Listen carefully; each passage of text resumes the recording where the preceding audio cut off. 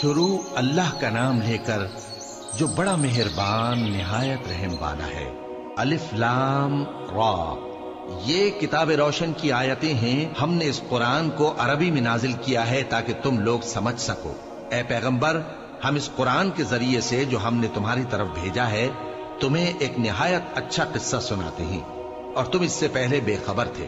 جب یوسف نے اپنے والد سے کہا کہ ابا، میں نے خواب میں 11 ستاروں اور سورج اور چاند کو دیکھا ہے، دیکھتا کیا ہوں کہ وہ مجھے سجدہ کر رہی ہیں۔ انہوں نے کہا کہ بیٹا، اپنے خواب کا ذکر اپنے بھائیوں سے نہ کرنا، نہیں تو وہ تمہارے حق میں کوئی چال چلیں گے۔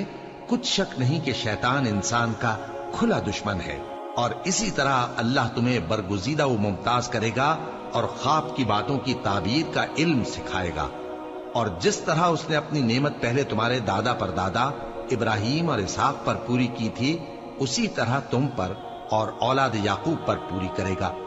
بے شک تمہارا پروردگار سب کچھ جاننے والا ہے، حکمت والا ہے۔ ہاں، یوسف اور ان کے بھائیوں کے قصے میں پوچھنے والوں کے لیے بہت سی نشانیاں ہیں۔ جب انہوں نے آپس میں تذکرہ کیا کہ یوسف اور اس کا بھائی ابا کو ہم سے زیادہ پیارے ہیں، حالانکہ ہم جماعت کی جماعت ہیں، کچھ شک نہیں کہ ابا کھلی غلطی پر ہیں۔ یوسف کو یا تو جان سے مار ڈالو یا کسی ملک میں پھینک آؤ، پھر ابا کی توجہ صرف تمہاری طرف ہو جائے گی، اور اس کے بعد تم نیک لوگوں میں ہو جاؤ گے۔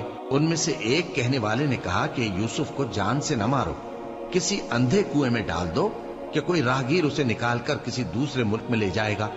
اگر تم کو کرنا ہی ہے تو یوں کرو۔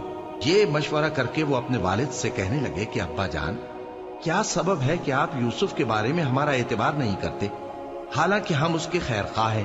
کل اسے ہمارے ساتھ بھیج دیجئے کہ خوب میوے کھائے اور کھیلے کودے، ہم اس کے نگہبان ہیں۔ انہوں نے کہا کہ یہ امر مجھے غمناک کیے دیتا ہے کہ تم اسے لے جاؤ، یعنی وہ مجھ سے جدا ہو جائے، اور مجھے یہ بھی خوف ہے کہ تم کھیل میں اس سے غافل ہو جاؤ اور اسے بھیڑیا کھا جائے۔ وہ کہنے لگے کہ اگر ہماری موجودگی میں کہ ہم ایک طاقتور جماعت ہیں اسے بھیڑیا کھا گیا تو ہم بڑے نقصان میں پڑ گئے۔ غرض جب وہ اس کو لے گئے اور اس بات پر اتفاق کر لیا کہ اس کو اندھے کنویں میں ڈال دیں، اور ہم نے یوسف کی طرف وحی بھیجی کہ ایک وقت ایسا آئے گا کہ تم انہیں ان کے اس سلوک سے آگاہ کرو گے، اور ان کو اس وحی کی کچھ خبر نہ ہوگی۔ اور یہ حرکت کر کے وہ رات کے وقت باپ کے پاس روتے ہوئے آئے، کہنے لگے کہ ابا جان، ہم تو دوڑنے اور ایک دوسرے سے آگے نکلنے میں مصروف ہو گئے اور یوسف کو اپنے اسباب کے پاس چھوڑ گئے تو اسے بھیڑیا کھا گیا۔